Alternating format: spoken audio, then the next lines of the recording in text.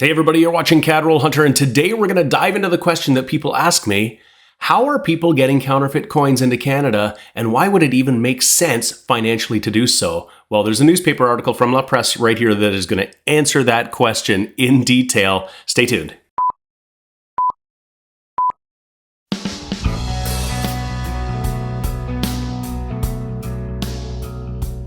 Hey folks, this is James and you're watching my channel Cadroll Hunter, and a friend of mine, Peter Becker, he is the secretary of the Waterloo Coin Society, sent me this article from La Presse. La Presse is a French language newspaper in Montreal, and this article actually isn't new. This article is from July 12th of 2023. So he found it, brought it to my attention. And if you watch my channel, we've talked a lot about counterfeit $2 coins. The evidence suggests that there are a lot of them in circulation in Canada. I find them regularly in my coin roll hunting videos. When I do coin roll hunting in Toonies, I find them often. I've interviewed Brent Mackey, who has a website, cameltoetoonies.ca, where he has done a pretty significant audit of circulating Toonies to find an idea of the percentage of coins that are out there in circulation. He was estimating that it could be as high as 2%, maybe 1-2% of all circulating Toonies are counterfeits. Now, bear in mind, there are over 1 billion Toonies in circulation in Canada. They were introduced in 1996, and so that represents a ton of counterfeits and a lot of money in the system. People often ask, who would make these? Why make counterfeits of such low value? It must be a losing proposition. Well, check out the headline here from the article in La Presse. Available for 5 cents on Alibaba. Wow.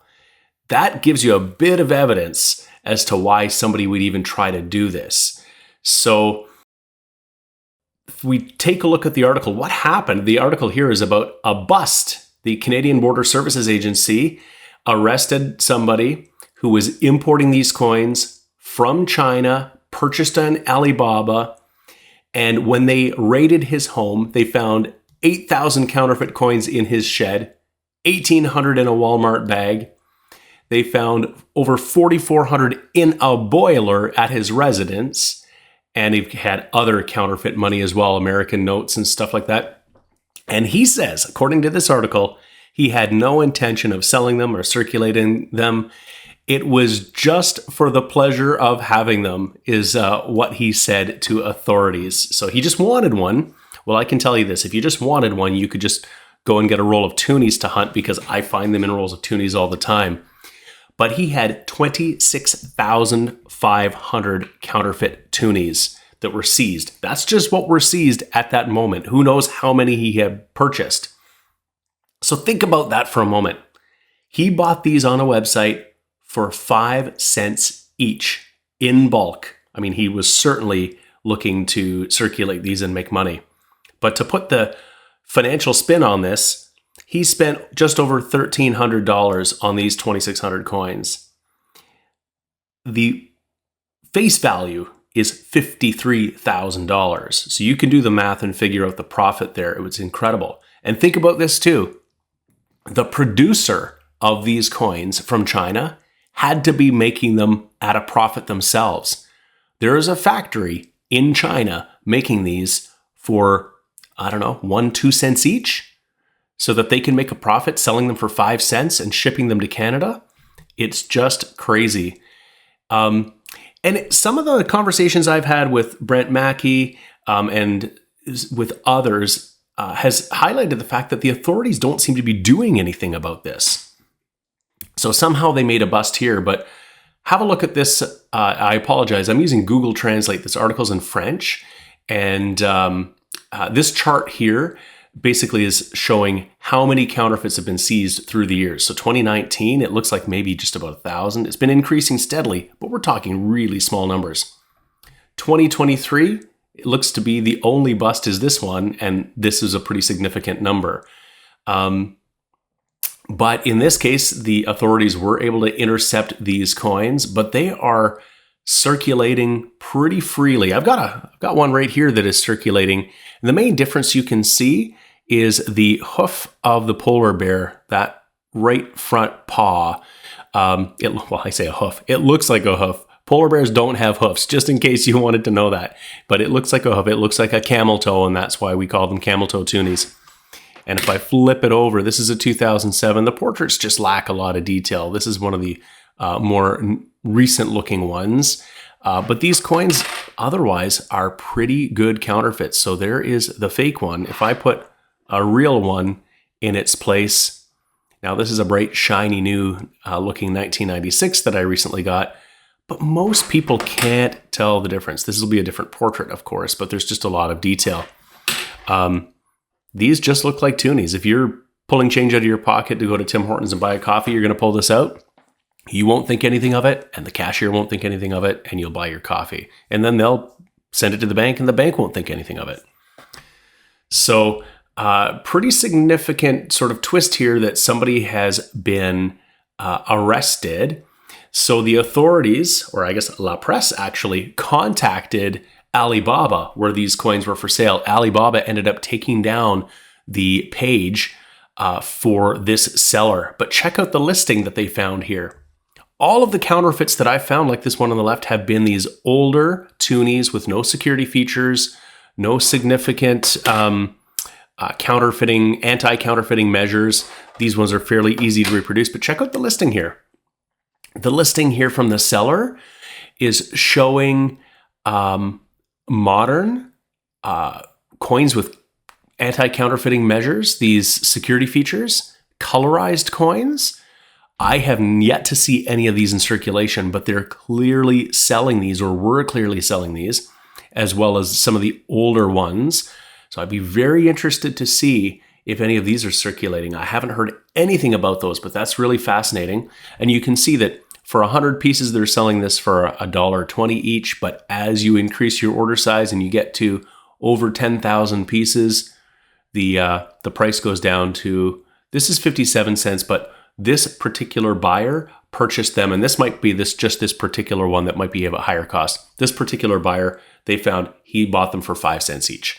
So really crazy. And I guess it says here over 10,000. It's to be negotiated. That's the lead time and probably the price too.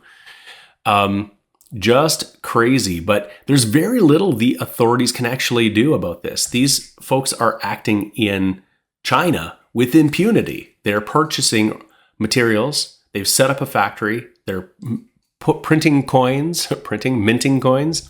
They're selling them online. And the only thing that Canadian authorities can do is try and intercept them here.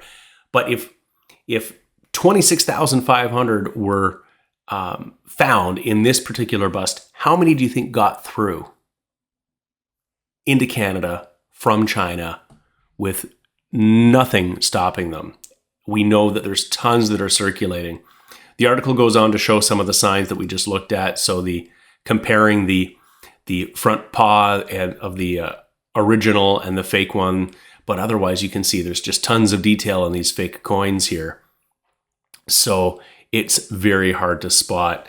And now the article says here, until now, Chinese counterfeiters had difficulty reproducing the polar bear's paw. And they highlight this hoof-like paw. It's not clear in this article if now they've fixed that, if they've made that better. And if they have, if they've addressed that, if they've addressed the portrait, the maple leaf on some of the older ones was kind of skewed. If they've fixed those, how would we know if we have a counterfeit? It would become even harder because right now they all have a bit of a tell.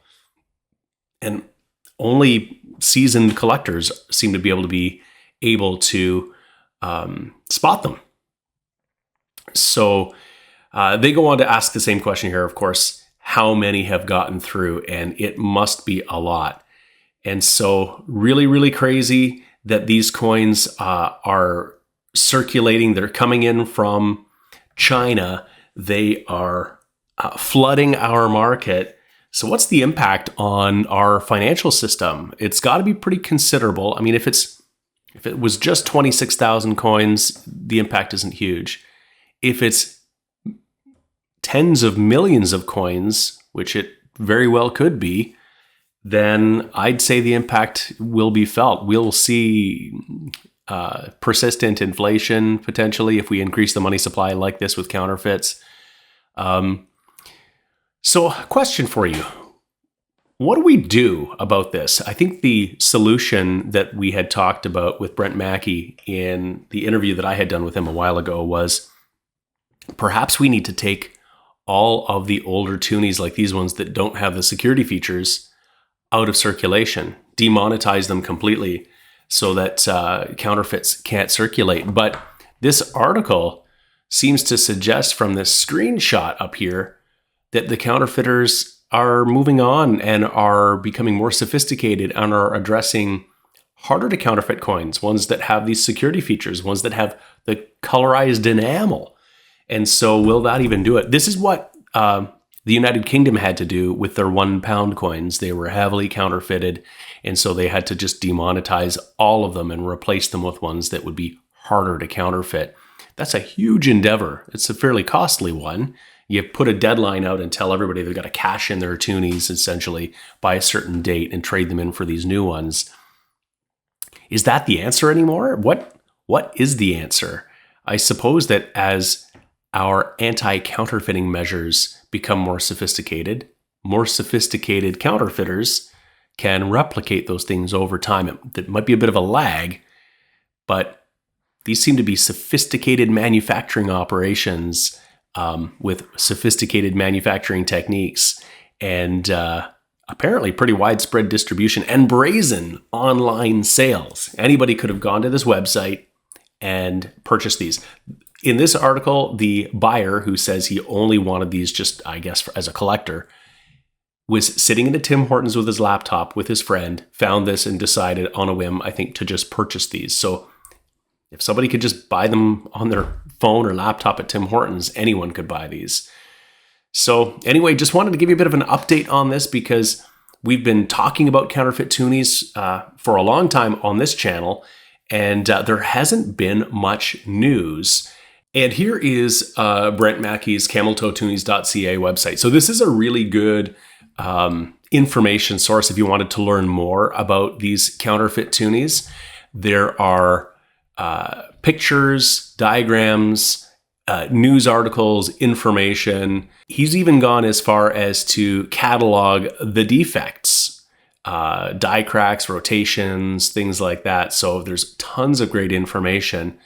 And he's got media and links on here. I'm going to have to make sure he's got this article to add, because this La Presse article is probably the most significant update we've seen in some time. You can see there's something from February of 2023, and but otherwise some news articles when it kind of caught the attention back last year. Brent was doing interviews with a bunch of news agencies, but we haven't really heard much in the news about this. So this article I thought was pretty interesting, and I wanted to share it with you because I get a lot of questions about how on earth could this make sense financially for anyone to be manufacturing these. Well, obviously, it makes financial sense to be making these for 5 cents each or less than that. And for anybody to import them and try to introduce them into Canada, well, it obviously makes sense to do that too, apparently. So anyway, I really hope that you enjoyed this particular update on counterfeit Toonies and the fact that these things have been circulating and available for purchase online. If I hear anything more, I'll keep you posted. Certainly, it's an interesting story. It's a developing story, I guess, as they say, but wanted to make sure that you guys were aware. And I'm surprised I hadn't seen this article, so thanks so much to Peter Becker from the Waterloo Coin Society for putting this in my inbox so that I could take a look at it. Thank you so much for watching. I really hope you enjoyed the video. If you did, please give it a thumbs up. And also, don't forget to subscribe to the channel so that you're aware of when my videos are coming up. I have videos all the time, mostly coin roll hunting, coin collecting, and sometimes newsworthy information on coins in Canada. Thanks so much for watching. Take care. Have a great day, and we'll see you again next time. The sponsors of today's video are Lighthouse Canada and the Charlton Press. Lighthouse Canada is the leading supplier of high-quality numismatic supplies in Canada, and the Charlton Press is the leading publisher of coin and paper money catalogs and price guides for Canadian collectors.